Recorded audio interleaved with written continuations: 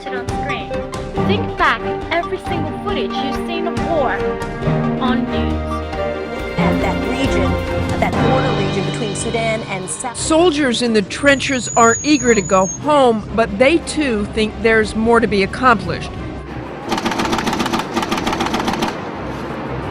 What's important about this is want to withdraw more troops than the Pentagon recommends. and capable partners in their own defense. A lot of pushback on this and a lot. I could see people here past 2014. It'll take a while. And at the other end of the chain of command, Secretary of Defense. Even with the most experienced producers, most experienced directors, war can never be recreated, or the horrors of war, in fact, can never be recreated on screen. Why? It's simply this. Unfortunately, the reality of war is very different to how it's expressed on the screen. While as human beings, we watch it as entertainment, probably think, oh wow, that's a hectic effect. Others out there in the real situation, there is fear, emotions, sadness, and the most important thing, memories that will always be there to haunt war victims, soldiers, or people who have experienced war. Today I'll be speaking to a lovely girl named Areak Ring. She has about 9 kids in her family. She actually experienced war firsthand. She's brave enough for today to explain her experience to us and also tell us her opinion about how war can never really be reinvented on screen. My name's Areak. I've come from Sudan, country below Egypt. My family moved to Sudan because of the civil war that has been going on for 20 years. The South rebelled against the North, which has a president, and as a result of the rebellion, lots of people died.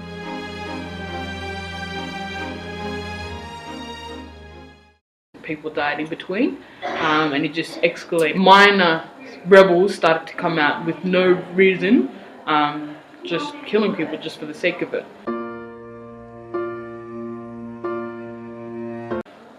Our family moved because our life was threatened, and my parents didn't want to raise kids in that environment. They wanted better for us. So my mum used to own a restaurant in the city, Khartoum. She sold that, got money to buy a ticket for a cargo ship, and then we were like down in the hull, you know, just really bad conditions, and then we moved to Egypt. We stayed there for 4 years as a family, in the streets sometimes because we couldn't afford to pay the apartment or anything. So we stayed there for 2 weeks trying to find an apartment and a home. Out of luck, an American lady was looking for a nurse or a babysitter, so she accepted my mum to work for her, and as a result of her, we were able to rent out an apartment, a really 2-bedroom apartment with, 6 kids and 2 parents, and then my 2 aunties, and so a whole 15 people in a 2-bedroom house. We tried to apply to the UN, but we got rejected 6 times.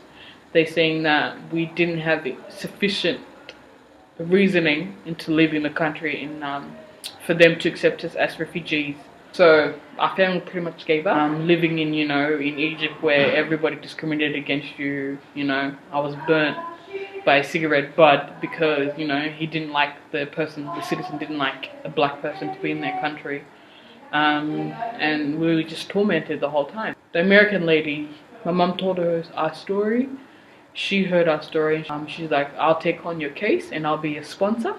So she went to the UN on behalf of us. The process normally takes 6 to 12 months if we did it. But because she was an American lady, it only took her 2 weeks to get the process done, fill out all the forms, get us accepted, get the plane tickets, everything. 2 weeks. And then they told us that we were moving to Australia. We didn't know where Australia was. We didn't even know if there was another country that existed beside Egypt and Sudan. and we were really excited and thankful.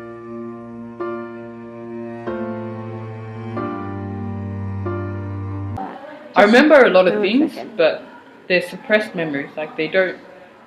I try really hard to not think about it. One story was my mum's dad. He got shot in front of us because he was, you know, rebelling and saying, no, don't take my kids and don't come into our house without permission. They just shot him right in front of us, and it was me, my sister, and my little brother. And like at the time, I realized that was, you know, him dying, like he's not going to come back again. And that's when I started, you know, really being affected, saying like, whoa, like people around me are dying for reasons that shouldn't be there. One afternoon, walking, because in Sudan we don't have roads, we don't have cars or anything. I was walking to my friend's house. My mum was there. Went over there. I thought they were a family friend. I didn't know. I was, you know, 8 at the time. I didn't know if they were 8 or 9. I didn't know if they were. I thought they were close family friends. They just grabbed me, took me in a corner, and started to, you know, I don't know, just violate me basically. And I was 8, and I didn't know what to do. I was just standing there, like I was like, "You're a family friend. What are you doing?" type of thing. Like, you know, get away from me. I don't like to be touched this way. You know, just walk away from me. But nobody was there to, you know, to stop them. You shouldn't do that. You okay? I don't think about it.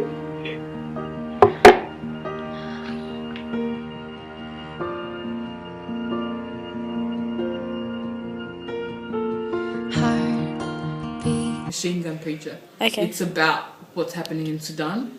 I can't bring myself to watch it. I watched the first 2 minutes, and I just like all the memories, everything just flashes back, and it's just like a cloud in my head of like, you know, all people dying, the torment, the experience as a child that I go through, and it's like any child shouldn't go through it. They can't show the true meaning of war. They don't show the emotional side. They don't show the behind the scenes, as you might say, of war. They just show you, you know, the front of the war. They just, you know, and sometimes it's not even that true front of what actually happens in war. Yeah, and you can't capture human emotion in that spot, that time. You can't, and you can't recreate it. You can't, you know, recreate that emotion that people are going through. You can't recreate, you know, the torment. You can try your best, but it's not going to be 100% of what happened. So you can't. It affects me, but for someone else it doesn't. In my case, I watch happy movies, you know, love movies, you know, kids movies that are funny, and watch Disney. That makes me happy, and it suppresses those memories that I don't want to know. We all love going to a cinema like this. Watch a movie with your mates as you have a bag of popcorn. Back door cracked, we don't need a key. We get in for free, no VIP sleeves. Even if it may be about war, it's still considered entertainment. You're sitting down in a comfy chair, you're sitting down with a cup of drink, watching a movie. Yet, do you feel sympathy for the characters that you watch who are in war? Do you feel that you can connect with them and truly understand the true problems associated in war? Would you be truly able to actually feel the horror that war anticipates? But let's explore, come and see, one of my favorite films. And it's really well made. Really tries to explain and express the true feeling of war. Check out the trailer.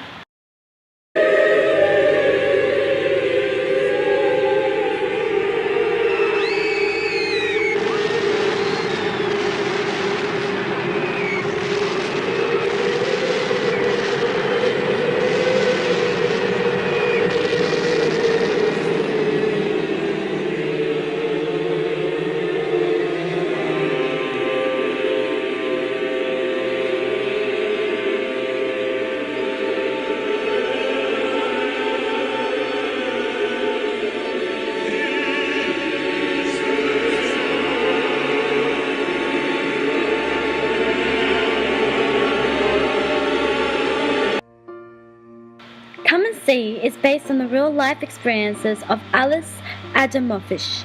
It's a rare look at World War II from the Soviet side. Come and See is based on a real-life experience of Alice Adamovich, who fought with the Russians in 1943 in World War II, when the Nazis systematically torched over 600 villages and slaughtered their inhabitants. Shows the horrors through the eyes of a 13-year-old peasant named Flora. Over his single mother's protest, he joins the army. They leave him behind in their camp and they set off to fight the Germans. This film is about death, the horrors of war, and is most definitely a negative sign of World War II. Come and See is an honest and unflinching portrait of one of the darker chapters among the history of World War II that not many people would like to hear about. It is also something that does try its best and achieves to illustrate the horrors of war. However, Come and See is one exception that does try its best and has absolutely achieved and demonstrated the horrors of war through dark shadows, dull colors, really great actors, and a sense of an over-dramatized music. These elements within a film is very important when it comes to illustrating horror, and it has done it very well. As audiences, we may be horrified at the idea of war. It may change our perspective. However, it will never ever be haunting us like it would haunt the people who were in war. They can never really recreate the emotional side and the after effect. What if big man come with their gun and attack So them? they take them right from the parents. Yeah, and also kill parents. Do you have any police coming here?